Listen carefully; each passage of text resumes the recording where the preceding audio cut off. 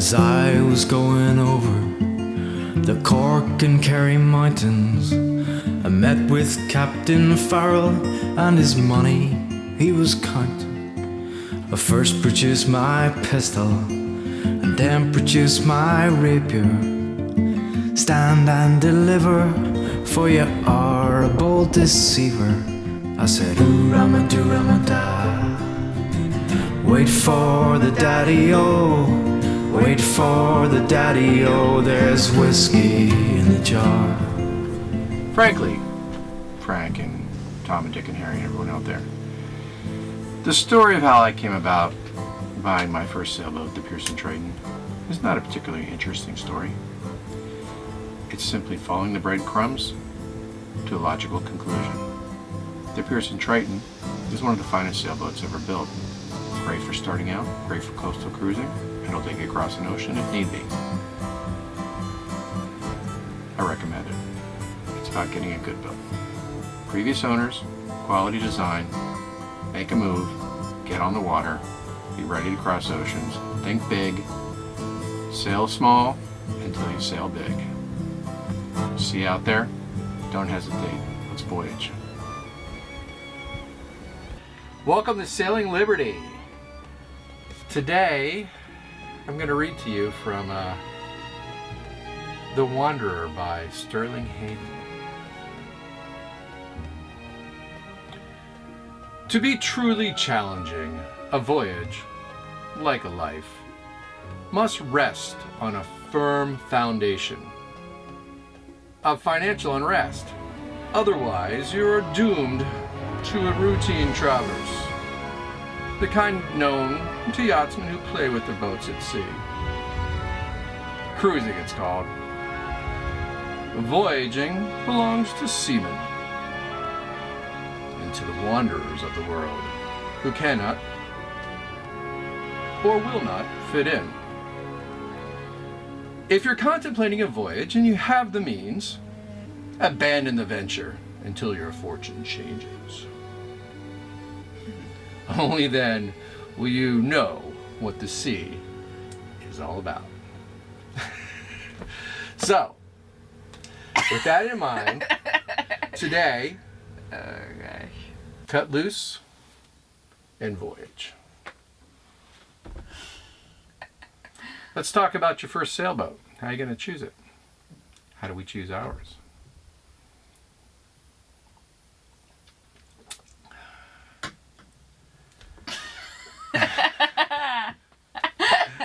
Anyway. Okay, tell us how you choose your first sailboat. I never really sailed. And I did buy a little tin boat, which I was adored, and did all kinds of upgrades and painted it and made it nice and thought about it a lot and customized the trailer, and it was really, I was loving it, thinking about it all the time. But then... Tiny motorboat. Yeah, just a little, well actually it's a rowboat with oars, but it did have a little motor on it too. So it's not even a motorboat really. No freeboard at all. Cute boat. Still have it sitting somewhere in the garage. Fully equipped and ready to go.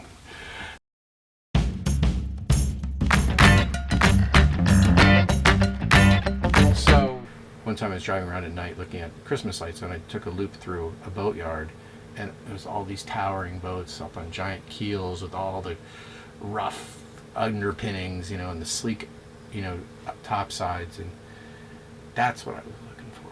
So you saw the sailboats, you thought, oh, I'm interested of the sailboat and so on, and then you started to research it? Well, I realized, read about this? There was more than one kind of sailboat.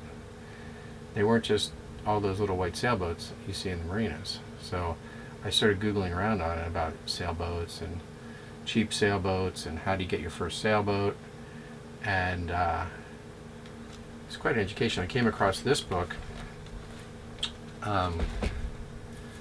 It is called 20 Small Sailboats to Take You Anywhere by John Vigor. And I actually have another one of his books that's really great about offshore sailing. What the Lynn Party said, go small, go now, go simple. Don't let money be the excuse. And they, as I recall, I think I read one of their books way back. I think they actually went and built their first boat out of wood. I'm thinking 3,000. I'll just go buy one and build a boat out of wood. Got to really be into that. So this book pointed me in the right direction, but I was already starting to get some wind of this particular boat, and it's in this book. Chapter 18. Chapter 18. The Pearson Triton. What Pearson Triton. What means Triton?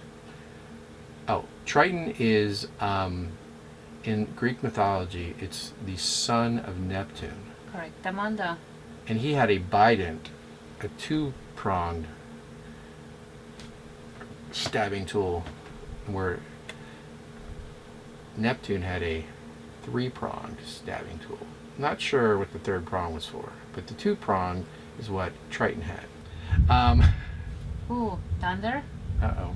Uh-oh. And so this little book about the 20 sailboats, that had nothing but good things to say about the Triton. Triton is described as one of the least expensive of the 20.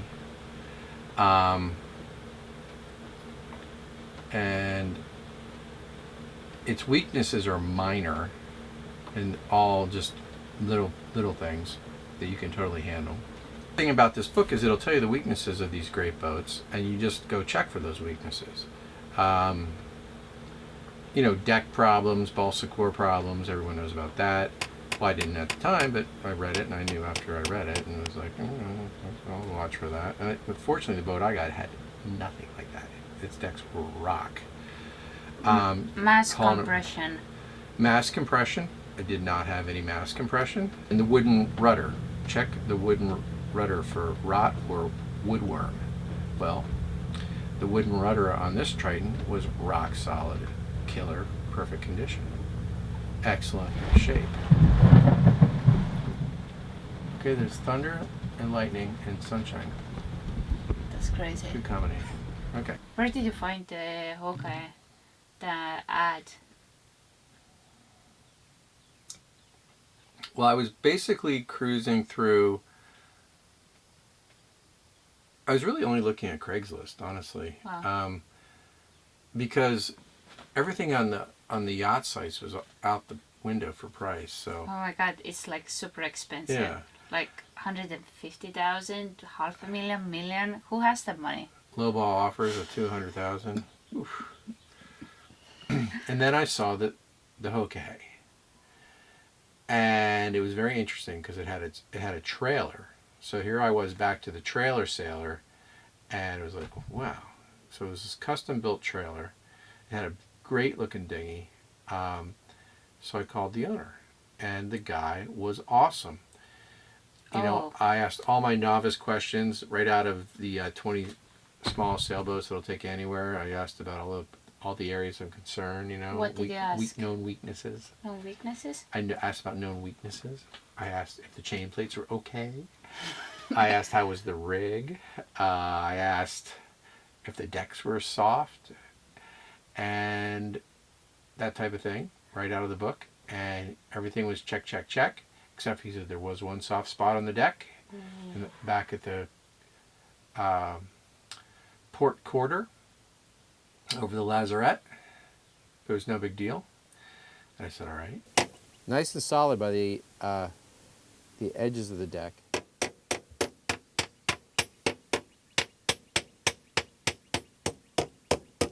Dull where we're soft. What was like the first impression when you saw your Well, it was like first boat to be? Going from New York City to Maine was a very long drive. So it was a big deal to go up there. So I went up. Did you eat their lobster? Oh yeah. Ooh. Cheap lobster, cute little seaside motels, that type of thing. Really cool up there.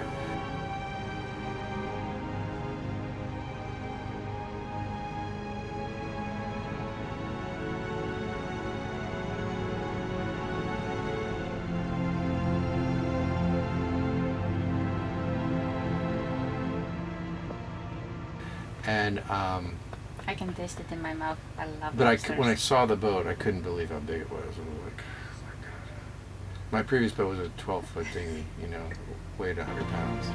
Here I am looking at this huge boat, in my opinion at that time, 10,000 pounds, 9,000 pounds, whatever. Were you scared? It was a little overwhelming. I thought, am I going to be responsible for this giant thing? Did you think it's like worth taking a risk?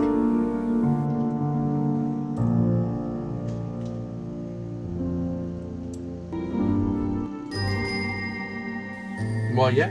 And I got on board and I like looked around and I looked at the different elements and I looked at the toolboxes there and I saw things that were going on. I saw the tags.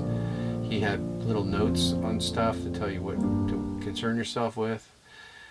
So you knew he's I was liking it. You knew he's like he was taking care of the boat. Yeah. He was a good owner. He talked to me on the phone, and I just had it in me to like try to get a better price. So I asked for $1,000 less for the price. It went from $7,000 to $6,000, I think it was. Wow. And that included the trailer and the sweet dinghy. And he said, "Okay." 6,000 for the blue water boat. $6,000 6,000. in good condition, looked good, was good. He said everything was good. I trusted him, plus a trailer, custom made by him, because he was a welder by trade, and a beautiful dinghy. Danny Goyd is the previous owner's name. May he rest in peace. What a great gentleman, what a great seaman, what a great man. We went over the boat and talked about all the different elements, and he showed me how to start the boat, and we did the transaction, and his son hooked up the trailer and took the boat up to the nearby boat and trailer repair place, and that was it. The boat was mine. I started spending money on getting the trailer improved, because he had only made the trailer so that it could go from like his son's house down to the Belfast, Maine harbor, and it needed a couple things. It needed to have a brake fixed, and needed fenders put on. It didn't have any fenders, so I was able to get the exact fenders that were perfect for it. I had Tractor Supply. The shop was great. They helped me to fix the brakes. They welded on the fenders for me, and we got that sucker in top shape and ready to roll. I take it straight to the marina, and I put a little bit of work into it, a little bottom paint. Which marina? In Milford, Connecticut. Okay. Milford Boat Works.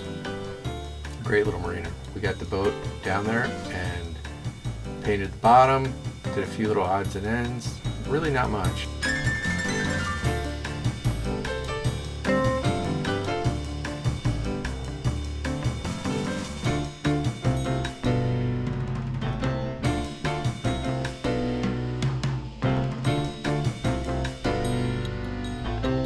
I bought the boat and had it in the water in 2 weeks. Go now. Go now. I took the party's advice.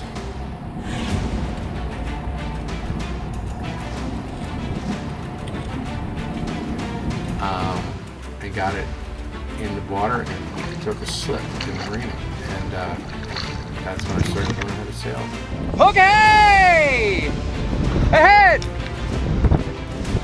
Salty old sea dog. Yeah. Can you say it? Salty old sea dog. Salty old she-dog. What was the most when you started when you had like first time sailing on Hokkaja? What did you felt, or how was it? But the funny thing is, the very first time I went sailing on Hokkaja, someone at the marina arranged for a couple guys from a nearby sailing club, which is some kind of like situation where it's not a marina, it's not a yacht club, but it's like a sailing club. It's like some kind of cooperative. And they came and said, "Oh, we'll show you how to sail." So we motored out, we put up a sail, we sailed around for about 20 minutes, and then they're like, "All right, it's time to go back." And it was like, What? Okay. So it was like, it was a little weird. But then the next day, my friend Jack came down and helped me out and taught me how to sail for real like a yacht. Jack. Shout that goes to Jack. See you soon, Jack, hopefully. So Jack took me sailing every day for a month, almost every day. When your boat was in the water and you started sailing? What was the first impression?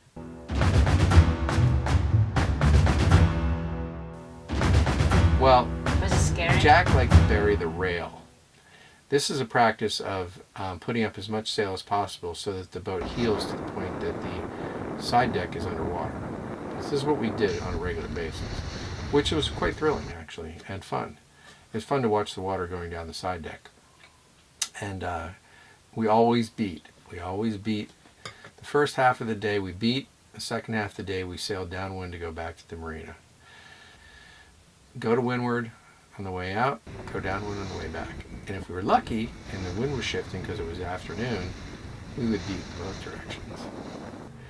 And I remember you had to be back for the cocktail hour. Cocktail hour out at the yacht club was at the same time every day. But happy hour. he got up Happy earlier hour. than I did, and a lot of times he didn't get in the water as early as he would like to, and a lot of times we could only go Ooh. sailing for an hour or two. But every time back for the But cocktail. we were always back on time. And so it started to be harder and harder to schedule other people to sail with me, so I just started setting the boat up for single handing, which I learned how to do from these books.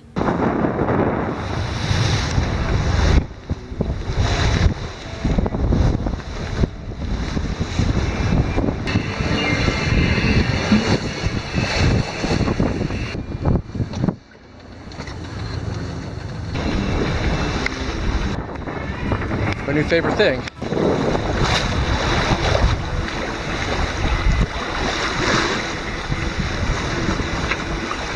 But check your sailboat data. Get yourself a good sturdy boat. Something old-fashioned, not Read super about fast. this. Not only watch shows in YouTube and Google. The books are like the best source to find a good boat. The older the better. Sailboat books never go out of date. Get boats from the 20s. Some of my favorite books are from the 20s. Those guys were really on it back then. And the stuff you learn there, forget about it. Forget about it. You're never going to learn by watching YouTube sailing shows, trust me. Except this one. Because we're going to try and encapsulate all that stuff. Oh, okay. Anyway, sorry about being a bookworm. Cheers. Thank you And for watching. we love it. And we love all you guys. Glad to see you again. And thanks for joining us on Sailing Liberty. See you down at the docks. See you next time.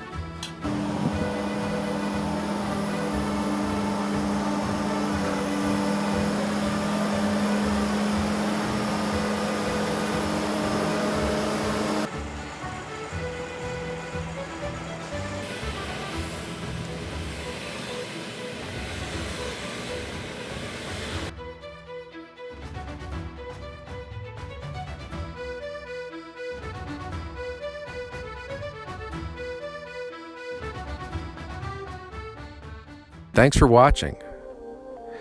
If you like, comment. And please subscribe. We're a new channel and we need to get 1 subscription and then 2 subscriptions, and we look forward to seeing you on the next show. Sailing Liberty.